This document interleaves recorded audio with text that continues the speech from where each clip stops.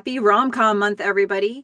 We are doing 28 Days of Love, and today is day 16. I am your host, Melissa Forziat. I'm a keynote speaker. When I speak, my topic is Take the Doughnut. It's another way to say Carpe Diem, and that comes from a very strange thing that happened in college. I left a real donut on a table. It became an object lesson for me of what it looks like to leave opportunities behind. So now I want to take the donut. The reason I'm telling you this is that from time to time, I'll give myself a Take the Donut challenge. If there's something I want to do, something I want to go after, I'll make it official. I'll call it a Take the Donut challenge, make some videos about it, and it's a way to hold myself accountable. But this time, I'm opening up the challenge to anybody who wants to join. So here we are. It's 28 days of love, 28 days of rom-coms. It's day 16. We're going to talk about When Harry Met Sally. And specifically, I'm going to share 10 things I love about this movie, but I'm not doing this alone. No, I have a guest. Mike Bloom. Mike Bloom, who is a writer at Parade Magazine, a podcaster at Rob Has a Podcast. You may remember him from a Take the Donut interview I did with him back in the day. Welcome, Mike. Yes, it wouldn't be a true ode to When Harry Met Sally if you and I didn't have this brief encounter some time back and then we find our way back into each other's lives. I just didn't run into you at a bookstore. That's the only thing.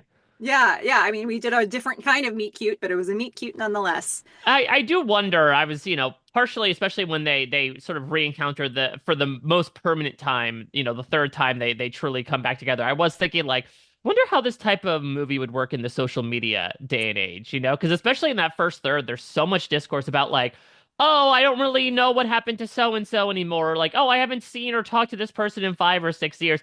Doesn't I mean, certainly there are people that you can bump into in your life that you are more than happy to ignore, but it feels like there are so many easy ways to keep track of people nowadays that we wouldn't exactly have this, written in the stars encounter of, oh, I happened to bump into this person a number of times over 12 years.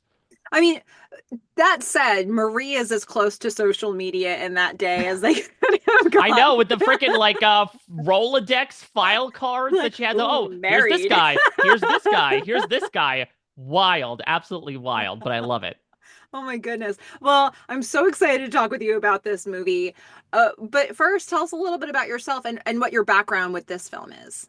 Yeah, so I am somebody who spends a lot of their time thinking, talking, living, breathing in pop culture. As you mentioned, I am a writer and editor over at Parade.com. I am also a podcaster for Rob Has a Podcast. My primary field of coverage is in the world of reality television. So I have watched people, complete strangers from different walks of life, find love many, many times over the course of my 25 years watching this genre. And I have the great pleasure of getting to talk and write about reality, scripted and unscripted television as well in a larger sense. When it comes to When Harry Met Sally, I was a bit of a late comer to this, I suppose, in my life, though I guess I realized now I watched it. I'm 35 years old. I probably ended up watching it for the first time when I was 20. So it's actually looking back, not entirely late in life, just a little bit over, half my age span at this moment. But did not watch it when it was released, considering that I was born about a month after the movie came out. This came out in July 1989. I was born in August, but it was something that I had some awareness of, particularly some of the more famous moments that I'm sure we're going to get into. Of course, the Katz's Deli scene, the entire final monologue that Billy Crystal has. And it's also interesting is that, I was someone who grew up with a Billy Crystal that obviously was a little bit older, a little bit more renowned. And as a result, I knew a little bit more of his shtick. So to see a much younger version of him in so many ways back in 1989 was a nice, fun time capsule. And so it was summer break in college. My friends and I were just going through, again, pre-streaming era, just going through a series of random DVDs that one of my friends had in one of their dorms, and they pulled up When Harry Met Sally. It was something that I had, again, never seen before. I popped it on and I absolutely loved it. And one of the reasons why this movie is near and dear to my heart is because in a manner of speaking, I not only loved it, but I lived it because my own story with my wife is that we had met, one of the first weeks in college together, and we spent the vast majority of our college career as friends. Much like Harry and Sally, there was a dalliance that happened in senior year where we did get together for one night, and for one reason or another, we both felt like this was not great. I know me in particular very much felt in the Harry mindset of like, it's suffocating, I can't do this, the fear of making this next step, only to realize a few months later, like, what am I doing? I'm letting go of the love of my life, and then having this big, reconciliation and then some several months down the line that has led to a relationship that has lasted nearly 15 years, 10 years of marriage this year. So it's definitely a movie that is also near and dear to my heart because of this entire credo that gets immediately disproven, right? Of like men and women can never be friends because the sex part gets in the way, and the idea of the friend zone as well and whether or not it exists. My story is very atypical in both the similarities and differences it shares to what the story of this movie is. Gasp. You're a perfect person to talk to about this. Oh my goodness. You're an authority on many of the things here. This is going to be great. So how are we going to talk about this? Because we just want to let Mike run with this, pretty much is what we want. But how are we going to get there? So the format of this is we're going to share 10 things that we love about this movie. I'll do the even numbers. Mike will do the odd numbers, and we can pull from sort of anything. It can be small details, lines of dialogue. It could be big themes. In this one, I'm going to go with a lot of really small details, which I think will give Mike, you have plenty of room to go with the big ones. And before we do that, quick recap. So this is When Harry Met Sally from 1989. It was directed by Rob Reiner, written by Nora Ephron, starring Billy Crystal as Harry Burns, Meg Ryan as Sally Albright, Carrie Fisher as Marie, Bruno Kirby as Jess. We see some other people pop in and out throughout the movie, but I'd say those are the four main ones. And really, we spend most of the movie on Harry and Sally here. So that's I would hope so. They are the titular characters, so they it does sure make are. sense. Yeah, but the supporting characters make some things happen for us. So, let's get started with number 10 on my list. And it was the first thing I wanted to talk about. It's my favorite. It's in some ways it's my favorite thing in this movie. But it's such a small detail that I put it at number 10. Harry spits the grape seeds first at it's literally lands on the window, and then he's like, I'll roll the window down, and then he goes, why don't you tell me the story of your life? And he just spits the grape seeds. I don't know why this makes me so happy, but there's just something about this. It's like just tells you so much about this character. They just met each other. They're just like getting into this car together, and they're going to be on this journey for a while, and like it or not. And you can see right away that these two have some differences. He's so blasé about this. I just love it. And actually, now that I think about it, I remember when I was in elementary school, there were always kids who liked to spit out the window on the bus. And I Hmm. remember the day when Antonio didn't roll the window down first by accident, and everybody made fun of him all the way home. Just like there's just his spit like rolling down.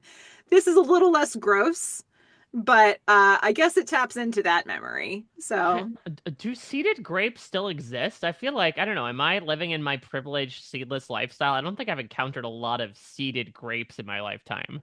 I have purposely avoided them, so I'm not sure how Yeah. prevalent they are, but I know that I've experienced it before. It's been a minute. Um, but I just don't know why Is such a that thing like a would be. hallmark of the 1980s of like we couldn't have the technology to make seedless grapes, so we just made full seeded. I mean, it's also representative of like kind of the beginnings of Harry's character, which is also interesting in that it feels like Sally, I don't know how much she necessarily changes over the course of the movie, but Harry is like really every sort of young 20 something guy self-contained, right? Of like this brooding, nihilistic, thinks he knows all about the world to the point that he has this such a stupid emo comment of like, every book I get, I read the last page so that I know how it ends just in case I die. Like, this is a guy who doesn't care about the world and like also doesn't really care about anybody else. He's flirting with Sally while also passionately making out with his girlfriend right before getting on this road trip. And so, to your point, it's a good slice of like not only who this guy is, but more so who this guy was. Because I certainly think by the end, he is not necessarily the person who, listen, he might do some rude things, but he will profusely apologize about doing said rude things over voicemail rather than not really caring about whether or not the car is covered in grape seeds. It raises a good question of how much these characters actually change as the movie goes on, or if they just are kind of the same but accept each other more. Like they give Yeah. allowances for each other and things that maybe they didn't before. Um, it makes me think, because does Sally really change? Does Harry really Yeah, change? it's weird because Hmm. when Harry ends up, again, when him and Sally end up, truly becoming friends, he's like, wow, you become much softer. And like, I didn't get that sense. I think the lone change that I did see was when Harry goes on to this entire monologue about when, he sees his ex-wife and it kind of makes him kind of catatonic. And he talks to her about, her ex-boyfriend of 5 years and was like, oh, I can't believe that, you don't feel any sort of sense of loss. You're just happy all the time. And then she does have a moment that will then lead to their dalliance where, like, she does find out something about her ex-boyfriend and it does lead her to become incredibly depressed. And so maybe that's like the lone change that I see from her. But otherwise, yeah, I mean, the last line of the film is talking about how they had a coconut cake with the chocolate sauce on the side, which is like, one of the constants throughout the movie is her persnicketyness for customizing orders to her liking. Hmm. And that translates to a lot of other things in our life as well. Yeah, I think it's an interesting question. I don't know if I think they change a ton. Even even your point about like when he's making a point to her, like, you never feel anything, you're always happy. I wonder if he is saying that believing it, or if he's saying that like pushing her buttons. Because my read on her the whole movie is like, I'm fine. Like, Yeah. like But that are very you? like, But are you? hmm, yeah, okay. That seems like that's not true, but that's okay. So number 10, spitting the grape seeds out the window, and does it really, is he a different guy at the end? Where do you want to go with number 9? All right, so listen, you're focusing a bit more on the small, but let me focus on the big. Let me be some of these basic bitches and talk about, the things that have been talked about in time memoriam about this film. Let's talk about, as the Brits would say, good bands. Let's talk about the banter, the chemistry between Billy Crystal and Meg Ryan, because again, rom-coms are a dime a dozen. You're talking about them for 28 days, but the good and bad ones live and die by the chemistry between the two leads. And God, it is absolutely there. And I could speak for hours about what I love about each of these performances. Obviously, Billy Crystal's, I mean, it's this really fun comedic performance where you don't know what's scripted and what's not. It just flows so smoothly out of him, where he's doing these bits. And again, I feel like his character, it's good that his character becomes a little less, F the world, let's get high, and a little bit more sarcastic and goofy the way that Billy Crystal usually is, where it's just a lot of random bits and shtick that come in that make for some of the funniest stuff out there. But I also gotta give a lot of kudos to Meg Ryan as well. I think in those moments she is able to kind of bat the ball back and forth, as maybe we'll get into with some of these other goofier moments that she has. But like, there are times when she just goes on to these monologues, about the reason that she broke up with her boyfriend, that were so grounded and so emotional. And like, I also was really great to see the side of Billy Crystal as well. Again, for someone that we know is someone that's a little shticky and a little hammy, to like have those moments where he truly is grounded as well. And in these moments where the two of them are fighting with each other, it doesn't feel like the Sam and Diane over the top screaming at one another before you kiss. Like, you feel genuine passion there behind each of the words that they are saying. And so it's a dynamic that I think is unique to the two performers and very unique to this movie, and also unique to the friendship as well. It shows that you could see why these two were friends before they ended up falling in love or realizing they were in love with each other, because they do have this genuine chemistry and ability to hit things back and forth. Yeah, and I think, with both of their characters, we certainly see their flaws. I mean, like, we as an audience can see it themselves, and yet they're both, especially Meg Ryan is like a 10 out of 10 on the charm scale. And so somehow we give a lot of grace to these two, and also the fact that we get honest reactions from them when the other one does something that's a little too much, like it Hmm. happens a lot through the film where it's like, I'm still with you in this conversation, but where you're going right now, I don't want to go. And I think with all of that, it lets us sort of see these characters as endearing, even if in real life it might be too much if you were around that. Like they're a good fit for each other. They have more acceptance of each other over time. And Hmm. um yeah, the chemistry between them is amazing. But it really reminds me, especially doing rom-com month, I did Sleepless in Seattle earlier, and I just Meg Ryan, like it's been a Yeah. minute since I watched a Meg Ryan movie, and she's just got this charm for days. Yeah, um it's wild to think about that. Obviously, a lot of these rom-com leading men, Tom Hanks, Billy Crystal, have stood the test of time, but it does feel like, she kind of disappeared for a little bit after the early 2000s. So I know she did do a little bit of a rom-com. I think it was a couple of years ago that marked like her big return to the screen, but yeah, I don't know if it was a sign of the times or again maybe a bit of like the gender double standard that existed in Hollywood, but to have like a former America's sweetheart truly disappear from the world of Hollywood for going on like nearly 2 decades now, it's pretty wild, especially watching these types of movies back.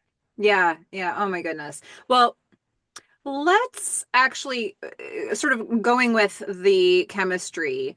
Let me talk about number 8, which is actually kind of a broader thing through the whole movie, but There you in go. Now you're telling my language. I mean, it will get there, but it's going to start with a specific scene. Just give me a minute.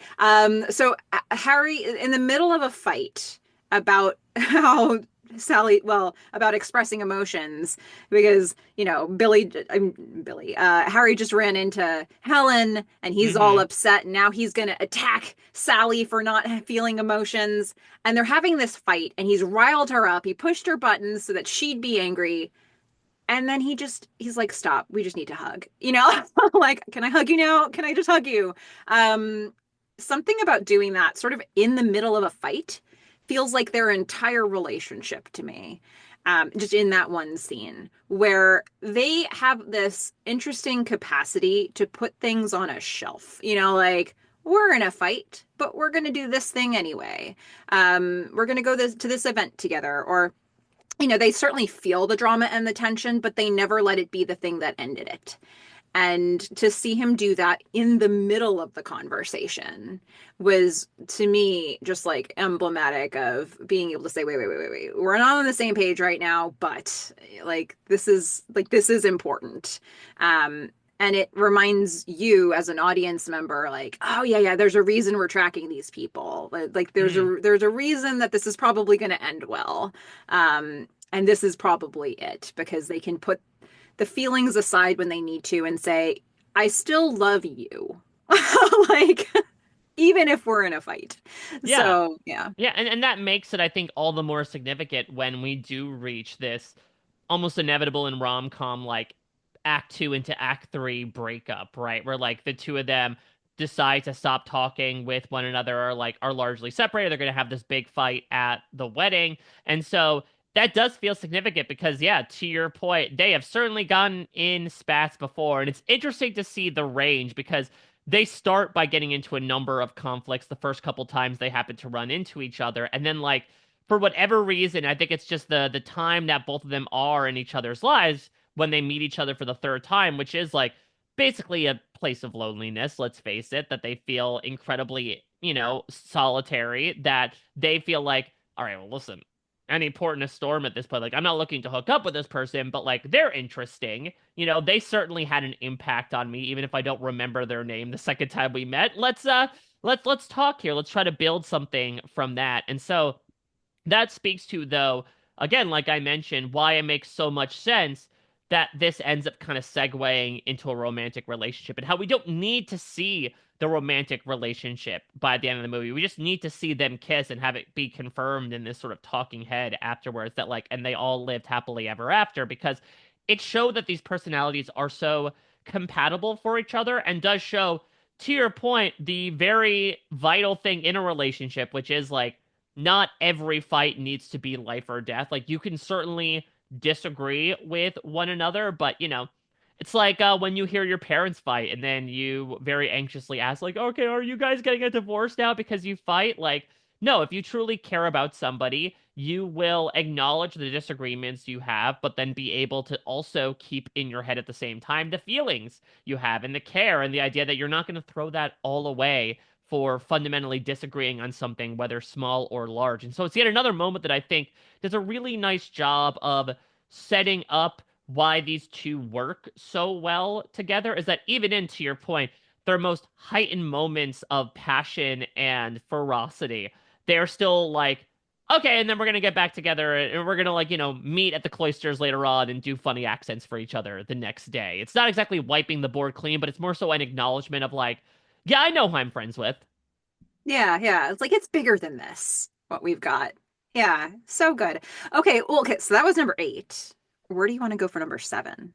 Well, I just mentioned, let's talk about one of the structural elements of this movie, which is incredibly unique even to the rom-com genre, which is this runner of these talking heads that happen with a variety of couples, usually older couples, where they talk about the story as to how they met and how they fell in love. And, maybe I'll get into this with another point. A lot of the choices that are being made creatively here are so on the nose and so purposeful. It's not just a like, we love love, so here's all these stories. The vast majority of them, right, are all about like, hey, we had this encounter and then we ended up going our separate ways, but inevitably we got brought back together. And in that moment, that's when we knew, to the point where we even have a couple who was previously married, got divorced. This guy got married like 2 to 3 other times, happened to run into this woman again, his ex-wife, at a funeral, and then they got back together again and got remarried and were happily remarried going on at 15 years. So while it does seem a little random sometimes, it's kind of like dividers to break up the time or the sequences of scenes that happen. It does serve as a nice like harbinger of the overall theme of this, which is the sort of like star-crossed lovers aspect that these people, particularly in the first third of the movie, were largely scattered to the winds, but found themselves back in each other's lives for a reason, time after time. Yeah, it trains us to realize, okay, it can really happen this way where it takes a minute for Mm-hmm. people to find the love that, that will last forever. So yeah, it's like a training, it's a telegraphing, except for maybe the I'm Ben Small of the Coney Island Smalls. That one maybe wasn't like meet cute and then they run away from each other and come back. But for the most part, you're right. Most of them were stories of it taking a while for people to find their way. Yeah, and Um, listen, I don't know if I'm breaking the reality of anybody here by revealing this fact, but for those that believe, oh, they grabbed all these cute old people off the street and had them tell the story of how they met their spouse, those are all actors. I mean, even if you didn't necessarily know, I do think the give and take of like I speak then you speak felt a little too rehearsed to make it feel like it wasn't scripted, you know? hmm Although I will say the one couple where they're overlapping their speech the Yeah. entire time is amazing to me. Like Yeah. knowing they're actors, I wouldn't know what to do with myself on a day. That's very Like ahead what's of its time. happening? It's something out of like an A24 film of like, oh my God, this is almost theatrical and how much they're talking over each other. And that, I think it's not a coincidence that that felt like the most realistic as opposed to, yeah, all right, I will say part of the sentence and then you take over, which again is a little on the nose to be like, we're soulmates, we fill in each other's sentences. Yeah, yeah. But yeah, that one, it was like almost musical. Hmm. It's kind of beautiful actually. But yeah, and New York accents on parade, like I I love it. it That's was the other just thing as well. everywhere. Yeah, it's like, listen, as I'm a tri-state boy, I'm an East Coaster. I can't help but love a rom-com that's set in New York, that has, settings all over the city, that goes to a Giants game, that has, to your point, like basically every older person from central casting in the New York and New Jersey area come in. It's fantastic. Yeah. Oh my gosh. Okay. So that's number 7. Let's see. Number 6. I want to talk about Jess. And Yes. specifically, I feel like the way we've broken this down, like I'm the Sally to your Harry. Like you've got these big picture things, and I'm coming in with the details, and I'm gonna hold number six on the side. We're gonna talk about baby fish mouth, okay? Just at win, lose, or draw. Yeah. Everything that Jess says at win, lose, or draw, including baby fish mouth, Is it, or do you call it win, lose, or draw? that was the game on the so that Okay. was the game on the box. Okay, And because I feel like we would now still regard it as like Pictionary, we right? would Like it's call it all basically the Pictionary. same thing. When I was making the note for my notes, first wrote Pictionary, and then I looked on the table and it said win, lose, or draw. And Hmm. I remember that actually being a TV show when I was really young. Yes, I Um, remember the name of that as well. But yeah, it's the same concept. It's picture charades, basically. it's the same thing, yeah. Or maybe it's not, maybe we're blaspheming when we say that, but licensing wise, it was win, lose, or draw. Um, Everything he says, just everything Bruno Kirby brings to the table in that one. Baby fish mouth, saying it with conviction like it was a real thing. And then at one point, he's prodding Sally. He's like, draw something resembling anything. Just love it. It felt so natural. Like if you've played a game like that, that is like the frenetic energy you end up getting to as the time is ticking down. And he just captured it wonderfully. But yeah, baby fish mouth gets me every time.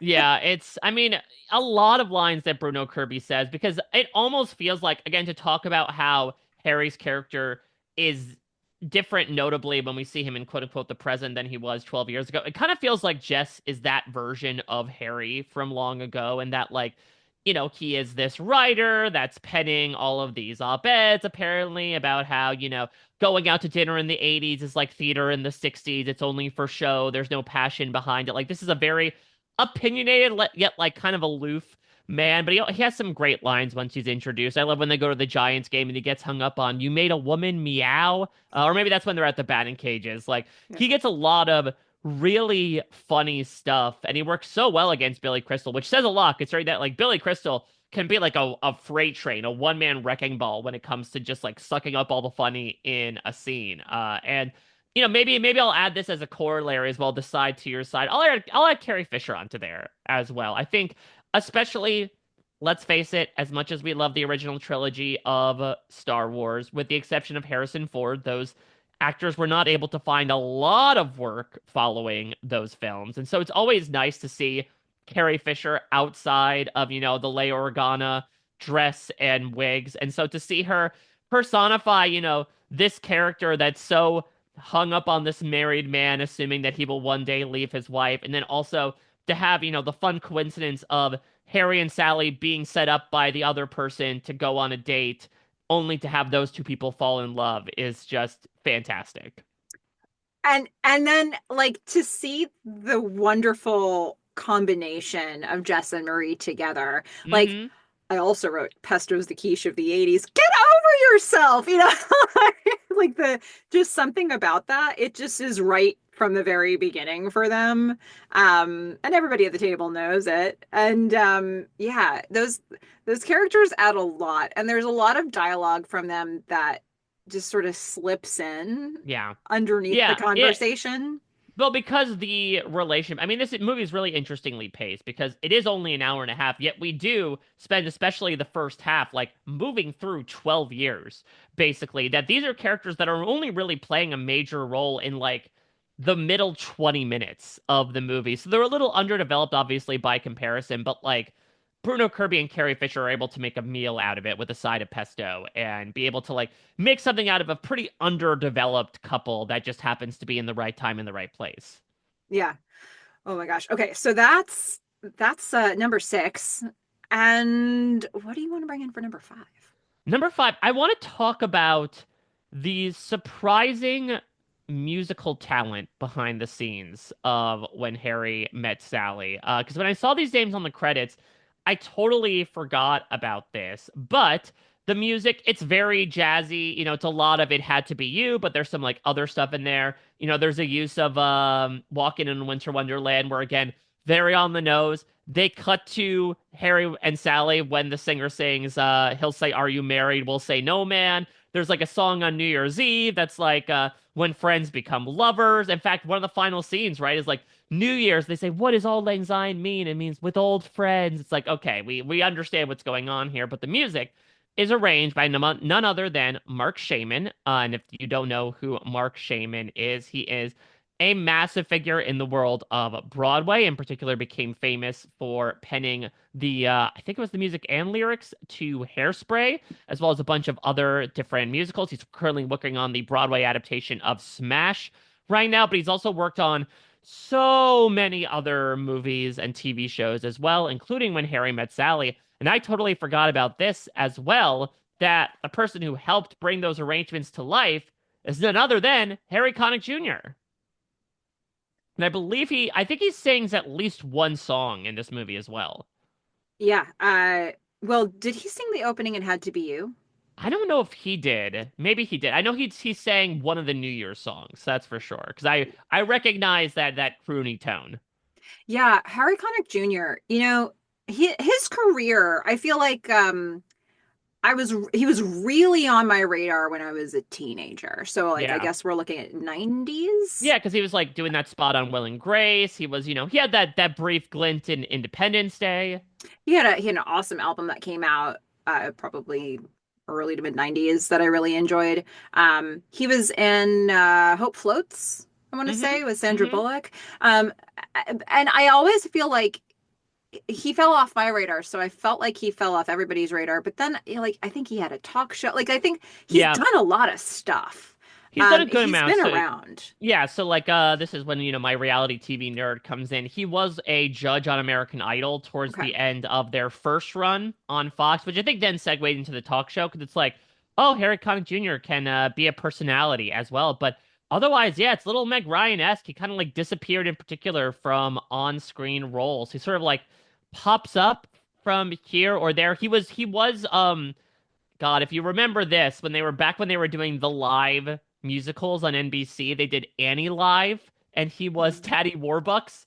So if you want to imagine Harry Connick Jr. in a bald cap, I wouldn't for, your sleep sake, but he did do that a few years ago. But otherwise, he kind of hasn't done much since, it seems. Yeah, but to your point, the music is well curated, on the nose perhaps, but yeah, I mean this movie knows what it's trying to be, Yeah. And and I will also it's say, I believe this one soundtrack won Harry Connick Jr. his first Grammy as well. wow, yeah, I mean it's it's appropriate, right? It fits everything, and I think that it's such a dialogue heavy movie that I Mm, think it needs to have some recognizable music in there that gets people kind of interested. I'm interested in a dialogue heavy movie, but is everybody, especially now that you think about like the world we live in and how it's so action focused and like yeah. people's attention spans are shorter. I think to Yeah. have something like this where you're really keeping people sort of like you're keeping them caught up with you the whole time. But you're right also the I was when I went to watch this back, I was like, oh, this is a kind of a short. It feels like it's a movie that would go 2 hours, and then Yeah, it they ends would up having a definitely. shorter run. Well, I think also if you would make it nowadays, I speak again about like Billy Crystal's ability to speak scripted dialogue as if it was unscripted. In this like post-Apatow universe, that would be even more balloon. There would be even more improvised banter contained in it. But to your point about like them just kind of letting things lie, I mean, again, I remember that story that Sally told about taking, her niece to the circus, and that sort of gave her the epiphany to break up with Joe, and the camera just held on her for like a 2 to 3 minute monologue, and it didn't do anything. And I feel like nowadays that would be considered super artsy and nouveau, right? That we didn't do all of these multiple cuts. Look at this single shot monologue. Give Meg Ryan the Oscar nomination for what she was able to deliver. And then back in the 80s, it was just seen as like kind of a standard. Yeah, we'll keep the camera on her for, a handful of minutes and just have her talk and not need to worry about cutting to Harry's reaction at all. It's a little bit. I mean, I'm sure you could point to other filmmakers or showrunners that do this, but when you say that, Mike Flanagan comes to my mind. He's really Mm-hmm. known in the horror universe, and he's certainly got a lot of movies, but he's done some limited series TV shows as well, and he's known for his monologues. And his ideal scenario is to keep the camera on the person speaking the whole time. Like if he cuts away, something went wrong. Yeah. So like ideal scenario is I'm gonna keep this camera on this one person, and it's a lot of pressure. But yeah, it's interesting to see like the bravery of that. Like we're just keeping the camera on you, Meg Ryan.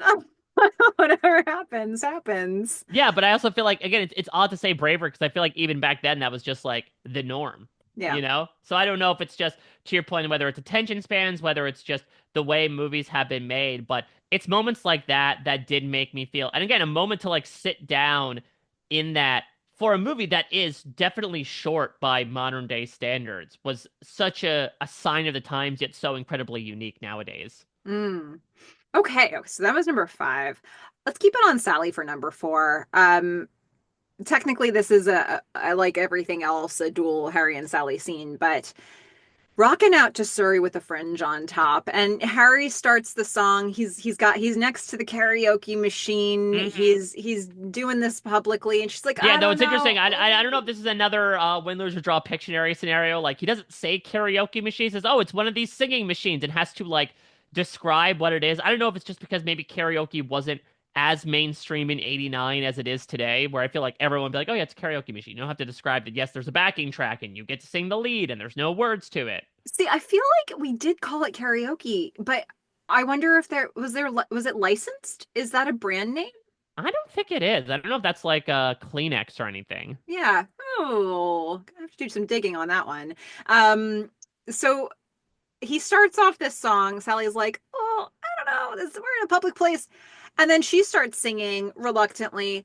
And then at the point when he spots Helen and he drops off, she's just getting going. Like Yeah. she's in it now. She's uh whatever you may say of her singing voice, she was like all in on Sorry with the Fringe on Top. And I enjoy the moment where they're at the end of what we're going to hear of this song, and she's just letting loose, and he goes, and their eyes will pop. He sees Helen. It's like Uh, the perfect moment. Um, yeah, so good.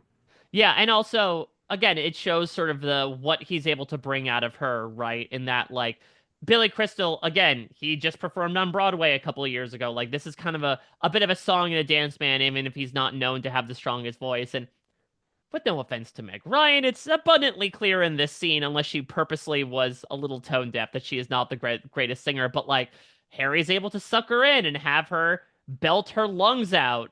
God bless her heart, for all of the sharper image to see. A little corollary to this that I wasn't able to include as one of them, but I think is so interesting. I believe this motion picture, to your point about Sally, is the first to truly coin the term high maintenance when describing somebody. Really? Yeah, because It, it's I mean, because I feels like the way that he describes it, right? Like there's two types of women. There's high maintenance and there's low maintenance. It felt like a new concept. And from what I was able to like colloquially look up, it does seem like a lot of people credit When Harry Met Sally with coming up with this term, or at least publicizing it to the masses. wow. Good trivia. My goodness. Well, that's a thing to be known for. Like Meg Ryan will forever be associated with the character who was known for being the first high maintenance woman. Yeah, it's sort of like how Natalie Portman was like the first manic pixie dream girl, right? That like she started a trend and continued it forevermore. But yeah, I think that I mean, you think all the time about like Seinfeld, right? And like all of the pieces of terminology that's made its way to the lexicon that you would be surprised came from that. Hell, going all the way back, Shakespeare invented a hell of a bunch of words that we use nowadays that you thought would have just been part of English from the beginning. So I think it's very fun that apparently calling someone high maintenance has its roots from this 1989 movie. I think it's nice that the first appearance of somebody being actually like known as high maintenance was sort of cute. Yeah. I don't know if that's always what we associate Yeah, with it it. didn't feel like an incredible slap on the wrist, right? To your point, Sally doesn't really change any of her quote high maintenance tendencies. It's more so that Harry's able to acknowledge like it's not a warp, but like I love you, warts and all. Like you are high maintenance. His entire final monologue, which we'll get into, is about like I love that you are persnickety about these types of things. It's a feature, not a bug. Even I think about there's just like a short scene within a montage of her putting letters in a mailbox one at a time and checking Yes. to make sure one at a time that they went down, and she has so many letters and she's doing them, this is taking so long, and finally Harry is just like and he just grabs all of them and puts them in, and she checks one more time. Like, there's something about that that's like, there's going to be a limit to his patience. And when he hits that limit, she's going to be okay with it. Yeah. Like she won't freak out at him because she needed to drop every single one at a time. She would have had to do that herself, but he's expedited the process a bit for her. So I think there's just this like unspoken, here's how we'll deal with this in their relationship. Um, and I imagine that in the moments when he loses patience with her, that maybe we don't see on screen, that she kind of takes that seriously. Um, hmm so yeah, okay, I like it. So that was number four, I And we'll also think. say not high maintenance enough to not belt out Rogers and Hammersteins to, you would say to complete strangers, but knowing this movie and also living in New York in general, you do run into more often than not people that you thought you'd never see again in a city of 8 million people. So for all you knew, I mean, hell, isn't that the point? Is that in the middle of nowhere, Harry ends up running into his ex-wife? So like, good on Sally for being able to just like throw caution to the wind and just sing her hearts out no matter who might be coming her way. That's it. Well, okay, so what do you have for number three?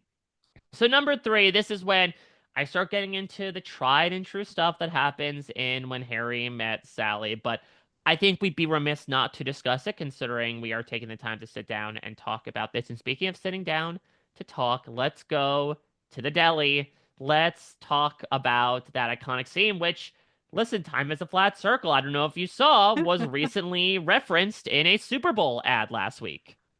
Was it? I didn't see.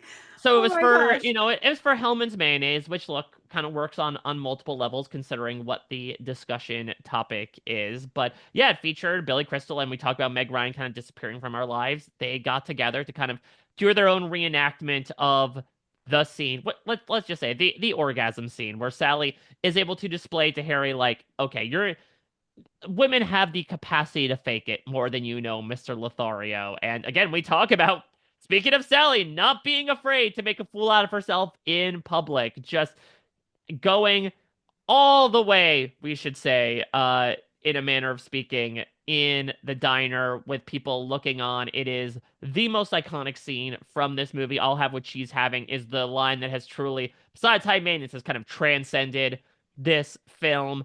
And especially at the time, again, this is a subject that was, despite the fact that this movie is rated a hard R, because I think they drop a couple of F-bombs in it, like, this is probably the most racy part of the film, considering the subject material. And I have to think, I don't know, sometimes you wonder when people are making a thing if they know that it's going to be, if they know what the reaction is going to be, or if they know what scene's going to be talked about forever. I have to think when you're making this, if you think this movie is going to be received in volume, you think this scene is going to be talked about. Um, like I don't know. I'd be curious to know if that was the feeling on the day, but I don't know how you make something like this and not think it's going to make a wave. So this is, yeah, she's so committed. Meg Ryan is so like vulnerable and going there, and it's like you just watch it and you're like, I can't. No, yeah, you cringe, right? Because again, you have to remember that yes, this is set on a soundstage, it's completely fake, but like this is a woman doing this in public, and it does go to show, again, while she might be labeled as high maintenance, like she is willing to do something to prove a point. And like when Harry is so smug about like, listen, I know when I was able to finish the job, like she truly shows not just through going at a one, but adding a zero to that one and truly making it a 10 and beyond. And it's just the perfect capper of I'll have what she's having, this like random extra. Again, I think it also helps deflate the cringiness of the situation where, yes, people are staring at her, but like there's this woman that's in like almost abject awe of the feelings and also shows that Sally did a pretty good job considering that this woman believes that there is a simulation that might be going on due to, I don't know, having the right slice of pastrami in your sandwich. Well, so that's one of the things of the lead up in that scene that I love so much because she, like, yes, she's unleashing in a way that, like, most humans would not feel comfortable to do this in public. But before that, she wants to eat her sandwich and she takes almost everything out of the sandwich. Yep. She lifts the bread. She's taking one, like, everything except maybe, like, there might be a little turkey left behind. I don't know. And it's just like bread and a little meat or something like that. And she's so particular about that. And then she's just like doing this thing that I can't even fathom. It's like how does that exist in the same person? It's so interesting. But Yeah, yeah, and it goes to show again what's so great about these two lead characters is that they are not just two-dimensional sketches of what would end up kind of to our point about the high maintenance woman like becoming archetypes in a rom-com. Like these are fully three-dimensional characters that, yeah, if you push Sally enough, she will belt Oklahoma. She will simulate an orgasm in the middle of public. It goes to show that she is somebody who will, work to prove a point for somebody. that's the truth. And it is amazing how this scene has stood the test of time.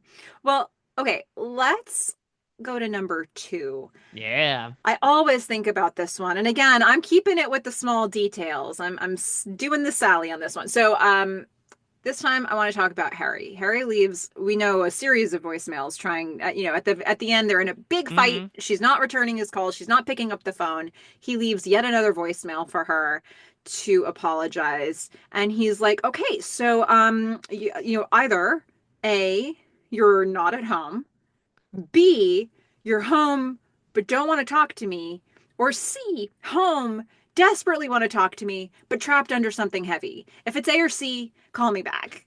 Uh, it's so good. I just love the options of it and Hmm. the persistence of it. He's still trying. Maybe he'll wear her down eventually. I think approaching it with humor is something that could work. Um, but yeah, I mean, this is just one of the many tactics that he's tried, and this one cracks me up. I would probably call back. So, And there's that. also, I think, obviously it's a sign of the times as well. I think we still leave voicemails for each other, but it definitely is not as much of like a reliant way of communication as it was 40 years ago. But I think it also shows, again, that we have seen rom-coms to come that really take a hard left turn into like dramatic territory when the inevitable Act 3 split happens. I think Wedding Crashers is the one that always comes to mind for me, where like Owen Wilson's character becomes like suicidally depressed. After all of these wacky antics of the first hour and 45 minutes, we pivot to a hardcore drama for like 15 minutes out of that towards the end. And this goes to show that obviously, while this is the most tension that will exist between these two characters, including, when they couldn't stand each other through that 18-hour ride to New York in the first place, that Harry is still Harry at the end of the day, and he is still going to inject humor into it. And like, it's not also like he's making light of it, though. He's like still caring about her. That's why he's calling in the first place. He realizes how sorry he is. He's just doing it in his unique way as well, which is to kind of use humor as a defense tactic. And it also shows in Billy Crystal's performance as well how he is able to pivot. I mean, like, look at that Sorry with the Fringe on Top scene where like he is doing all this. He's doing like the Robin Williams. I'm going around to all these props and just coming up with, even does like the, Aladdin. Also makes great fries. And then as soon as he sees Helen, like he just becomes stone faced and just becomes almost a shell of himself. And so to be able to have him know he screwed up in that moment, but to not have him wallow in it, more so for him to be like, God, I know I got this wrong, but also let me try to make a joke out of it at the same time. I think it's a great job with not only the character, but also the writing as well to make sure we don't wallow in this too much. There's 15 minutes left of the movie. We don't necessarily need to take a trip to like truly the dark side of where loneliness can leave us. Yeah, we don't need to lose the essence of the character. We know he can go to dark places, Hmm. but he can keep a lightness about it at the same time and a self-awareness about it. So we don't lose that at any point. Even if they kind of do this, it's not like these huge these huge swings and mood swings that they have to experience. But Yeah, yeah, if anything, the biggest mood swing he has is when he sees Helen yeah, again. Which if we have to tackle it then rather than have him be in that mood right at the end when it's like, nope, but then we're gonna pick him right back up because he realizes he's in love with Sally and they'll have this beautiful reconciliation and live happily ever after. yeah. Ooh, so good. So okay, that was number two, and now here we are. What's the thing we love the most about this movie, Mike? I mean, again, I gotta be cliche here. It's gotta be this final monologue. Yes, I think the deli scene is the most famous scene to come out of this, and certainly the most quotable scene. But if you want a scene, and particularly a line that best represents what When Harry Met Sally is, it is this final scene, yet another New Year's Eve, when Harry has this sort of come to Jesus moment. He runs into this New Year's party and he pulls her aside and he goes into this entire monologue about how much he loves Sally. He says, I love that you get cold when it's 71 degrees out. I love that it takes you an hour and a half to order a sandwich. I love that you get a little crinkle above your nose when you're looking at me like I'm nuts. I love that after I spend a day with you, I can still smell your perfume on my clothes, and I love that you are the last person I want to talk to before I go to sleep at night. And it's not because I'm lonely, and it's not because it's New Year's Eve. I came here tonight because when you realize you want to spend the rest of your life with somebody, you want the rest of your life to start as soon as possible. And also, Sally has an incredible follow up as well, where again, she's not like, oh, yes, immediately swept up off her feet. As she's in tears, she's like, I hate you. I hate you so much. Which, again, when you take it off the page, it's not meant to be taken literally. But what I love about this monologue is that to me, it truly does represent the idea of love. And look, there are certainly, I think there are certainly non-starters when it comes to facets within people that would definitely cut you off from the idea of loving them. But like I tell my wife a lot that, I find her perfect. And she's like, why do you find me perfect? I do this, I do that. I say this sometimes, I do this sometimes. And to me, what makes this monologue so important is that it does represent the idea of like perfection almost through imperfections. And again, it's this idea of truly loving and caring about somebody is not loving the idealized version of them, of someone who like wouldn't have all these flaws and is truly without any sort of wrinkle to them, quite literally inside and out. We're human beings. There are these quirks to personalities that keep us going, that allow us to, get to know these people in brand new ways, that make sure we're constantly engaged with relationships in a manner of speaking, to make sure that we're not necessarily ticking those boxes that might, have that forehead crinkling a lot. But even if it does, to love and appreciate that, because that's an incredibly unique thing about that person. There are so many people out there in the world, but if you feel you truly find your one, it's that person that you feel represents a certain subset of qualities that nobody else has.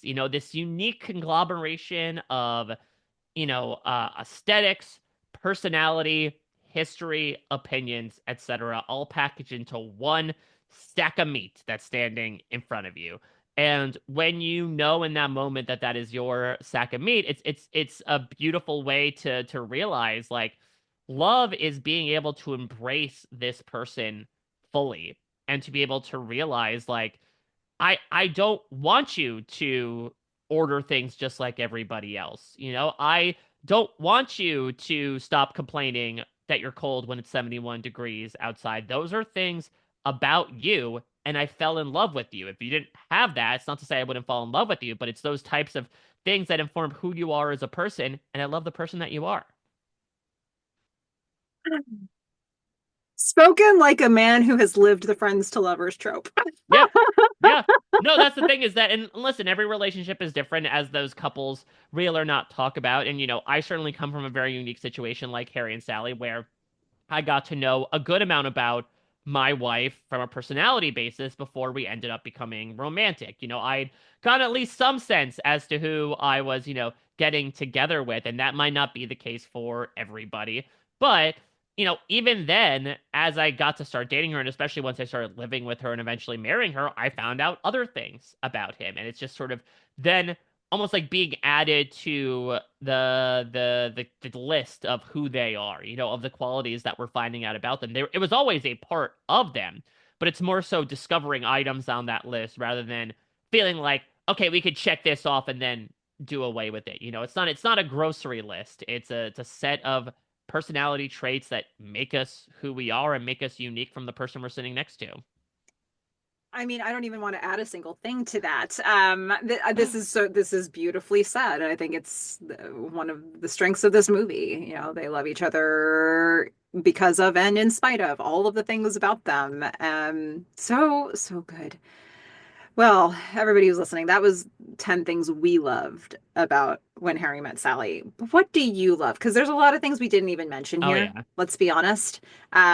So feel free to jump into the comments. Let us know what you love about this film. And before we close out, Mike, is there anything that you want to plug? Anything you have coming up that you want to share with people? Yeah, so for those that know what I typically do, I'm getting into my busy season as the year ends up, finishing out its second month because it is Survivor season. That's my primary beat, one of the primary shows that I get the great chance of getting to cover. And so I am one of the main news sources for Survivor. I got to go out onto the set of Survivor where I got to interview all the contestants in the preseason before everything begins, but I also have plenty of coverage of other stuff, like, The Amazing Race is coming back as well. I do exit press for both of those shows and plenty of other reality TV stuff in general, scripted TV stuff as well. I'm sure I could plug a bunch of stuff that's like coming down the pike, but television just pops up like Harry and Sally in each other's lives randomly. Sometimes all of a sudden you realize like, oh, this thing's coming back. And so when those things come back, I'll be back in your eyes and ears. I also do a show also called The Reality Flash, but you can check out at therealityflash.com, where, as I mentioned, there's a lot of stuff going on out there in the world of reality TV, and there's a lot to digest and figure out what to know about who to know. And so I do the job for you. I'm able to bring you what's going on, the biggest pieces of news, why it's important, what people are saying about it, etc. So you can check that out at therealityflash.com. In general, though, I'm out there on the internet at a Mike Bloom type. And thank you so much, Melissa, for giving me the opportunity to stop down and rediscover a movie that I realize is more connected to me, even more so than I realized the first time around. Oh, I'm really glad that it like hit on another level for you rewatching Yeah. it this time. Well, everybody be sure to check out all of those resources that Mike talked about. And if you're all in on Rom-Com Month, tomorrow's going to be a great day. Day 17. We're talking about the movie No Reservations from 2007. It's sort of rom-com, rom-drama. It's one of those, it's a Ooh. little bit of everything. It has Catherine Zeta-Jones, Aaron Eckhart, young Abigail Breslin, Patricia Clarkson, but my guests, I've got two. I spoke with the director of this film, Scott Hicks, and I Ooh. spoke with Leanne Wong, a culinary consultant on the film. So Oh, yeah, Top Chef alumni herself. two very different perspectives on this movie, but really, really interesting conversations. And I smashed them all into one video. So it's gonna be a good day and to, like just to look at beautiful food on the screen. So it's gonna be a good day, as will be the rest of Rom-Com Month. So I hope that you'll join me for that. And in the meantime, happy Rom-Com Month, everybody. Get love, get donuts. Bye.